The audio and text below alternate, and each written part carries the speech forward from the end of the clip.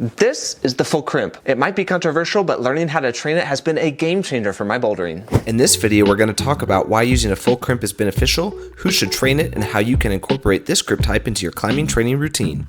Before we actually break down this approach, the most important thing you should be asking yourself is, should I train the full crimp for climbing? I would not recommend anyone use this climbing training method if you don't meet at least these 3 minimum requirements. The first 2 are going to be tied pretty closely together. I would recommend this to climbers who have at least an intermediate level of climbing. That being said, from a V6, if not a V7 or V8 and higher, and also with multiple years of climbing under your belt. So 2, if not 3 years of climbing or more. I would also strongly recommend that you have some prior experience hangboarding. If this is your very first time using a hangboard training protocol for your climbing, you can follow the exact same steps that I'm going to outline later in this video, but instead of using a full crimp grip, you can use the same approach but use a half crimp grip. Anytime that I'm thinking about incorporating new exercises, I think it's really important to have a strong understanding of the reasoning behind this climbing training approach. In my own personal context, I was a gymnast before I became a climber, so I think that naturally gave me a lot of open hand strength, just the way we were gripping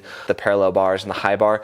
The full crimp grip has not been something that's natural for me, and I've always had this fear of learning how to use it in my outdoor climbing. I've never wanted to actually put my thumb around the holds and pull hard in that grip. I've always felt very uncomfortable, very timid. So if you want to have access to a more variety of climbs, you need to be strong in a more variety of grip types. The crag that I'm normally climbing at nowadays has mostly full crimps. The style is very vertical, slightly overhang, and the crimps are not only full crimps, but they're in cut. So, whether you want to or not, you're having to get your thumb around your index finger.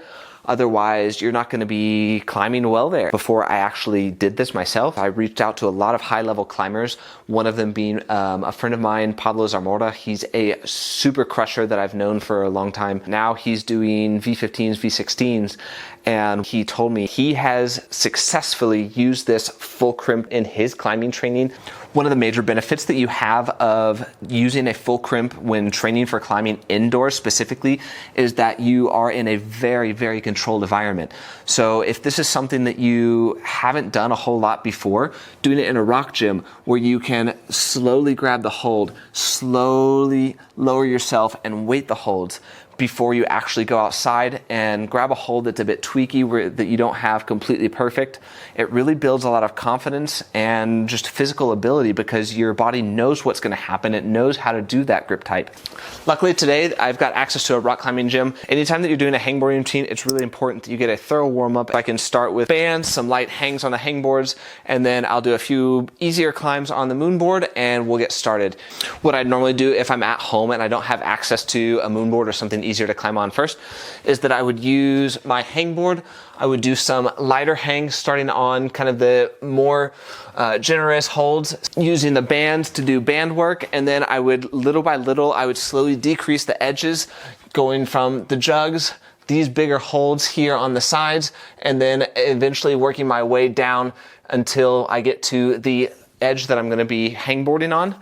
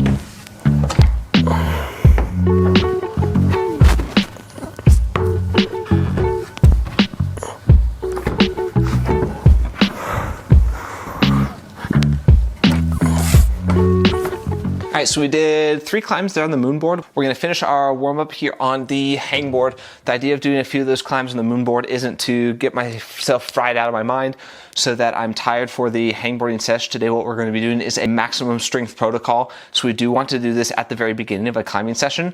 But now that I'm back over on the hangboard, I'm going to start by using some half crimp grips. I'm going to be doing all 10-second hangs today, starting with the 20mm edge, and then I'm going to work my way down. Since I'm still finishing my warm up, I'm not going to worry too much about rest times in between the hangs, but eventually once we get into the protocol, we're going to be using 3 minutes rest between hangs at a minimum.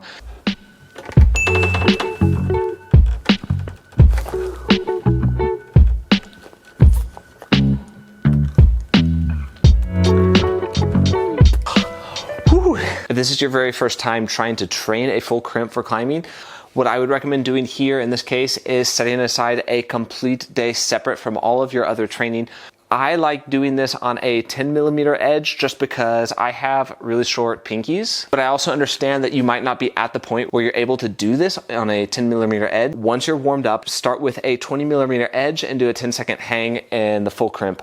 If you feel comfortable, take a 3 minutes rest and then drop that down. I wouldn't recommend going anything under than a 10mm edge just because at that point you start to throw in the extra variable of friction and they start to get a little bit more aggressive for the skin. These first hangs you should be able to drop pretty quickly. If you're able to keep going and you arrive to that 10mm edge, you're still hanging on for 10 seconds pretty comfortably, start adding weight and then work your way up from there in small increments as you're approaching that max strength hang. Now, one thing that we're looking for a 10-second hang is you want to hang for 10 seconds thinking that if you absolutely had to, you could hang for about 12 to 13 seconds, and that's going to be your buffer zone to kind of keep you away from that injury point. If at any point of this test your hand opens out, you're not getting into 10 seconds, your test ends there, and that's going to be your max. You could even be a bit on the conservative side by using the hang that you successfully did before the one that you reached failure. My maximum hang right now on the 10mm edge with the thumb around is between about 25 and 30 kilograms.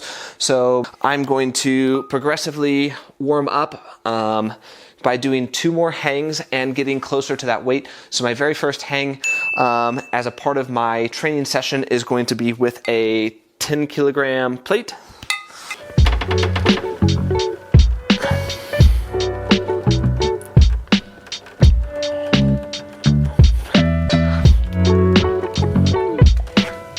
I'm going to do a second hang now with another 10-kilogram plate, and that's going to bring me to that 80% of my max hang mark. After that, I'll actually start counting the hangs that I do as part of the number that I'll be completing for today's session.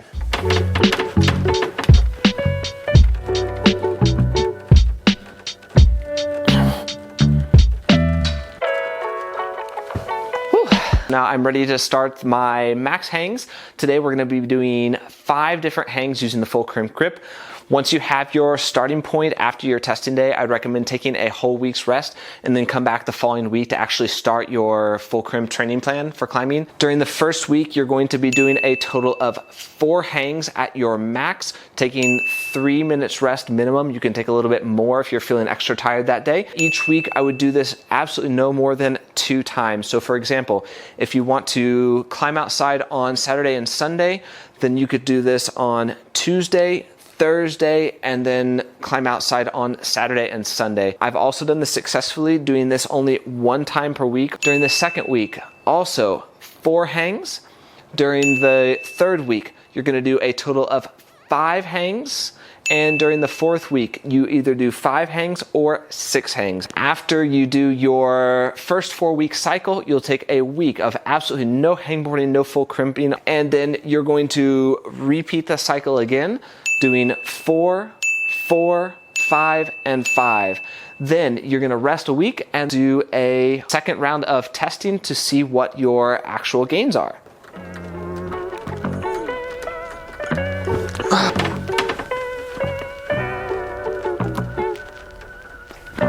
It is so sharp.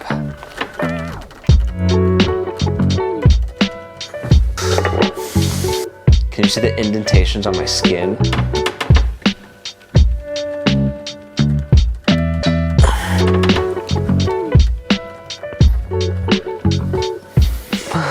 The first time that I tested my strength, I was only able to do a 10-second hold with my thumbs wrapped on the 10mm edge. After the 9 weeks, I was hanging with, I think, like 20 kilograms of weight. So I think some of that was a mental gain, but just in terms of the confidence that I gained throughout this process of training this grip type has really opened up like a world of new climbs for me. As a climber, I'm more well-rounded because I know that I can do it. I have the abilities to do it. I'm strong here on the hangboard and I can do the same thing outside.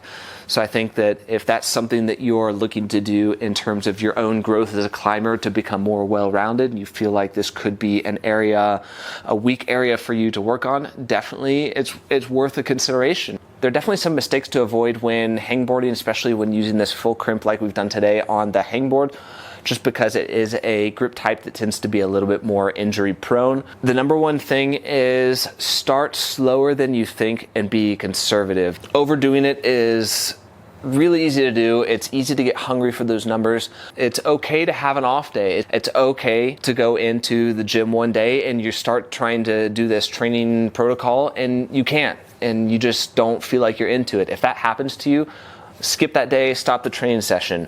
Also, if you're tired but you still want to try to do the hangboarding routine, take off a little bit of intensity. You know, if you're plotting out these points on a graph, it's okay to see a little bit of growth, a dip, a growth, a dip. What we're looking for is a long-term improvement and not just a continuous every single day that you're going up. So if you do have those dips, it's okay. You're going to get better. Just trust the process and trust the long-term growth, not the short-term picture of a single day. You're definitely going to notice more fatigue training the full crimp on a hangboard than you would doing a half crimp. You have to kind of differentiate what's fatigue and what's pain. If you do a hangboarding workout with the full crimp one day and then you wake up the next morning and then something's kind of sore, tender to the touch, err on the cautious side, and perhaps if you hope to do 2 training sessions that week, just skip the next one and then work to the next week. If the pain has gone, you do want to leave at least 48 hours or 2 days between the sessions.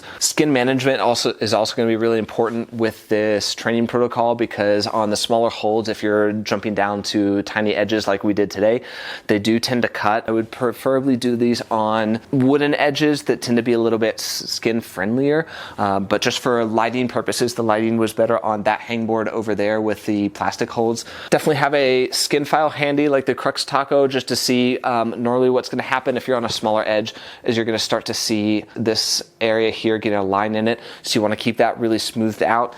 I would always recommend putting tape on before you actually cut your skin, because it's better to be sliding because of tape than to cut your skin and then be sitting out a week because you sliced your skin in half for no reason. So if you do put tape on, you find you're sliding, just drop off a little bit of the intensity and continue the training session. If you have any questions on how to use the full crimp when training for climbing, feel free to drop them in the comments below. And until the next video, keep climbing.